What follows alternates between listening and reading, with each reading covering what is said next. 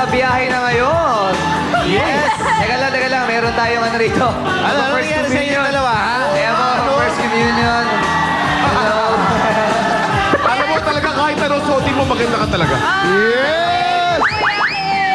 Alrighty, ito naman. Para sa lahat naman na nagbibiyay ngayon. Ano? Ingat po kayo. At i-check natin ang ating mga sasakyan. Sa kanyang suot mo, i-check mo yung sasakyan. Bago sumabak sa long trip or drive. Tama yan, Ann Curtis. At make sure, okay yung mga gulong at may baon kayong tubig. At syempre, dapat may gas kayo para makaandar. Babiyahe tapos walang gas, kakaloka naman. Of course! At syempre po, panahon po ito para mag-reflect dahil Holy Week, kinakailangan habang bakasyon, nagdadasal din tayo. Let's all take time to thank God for all the blessings that God has given us.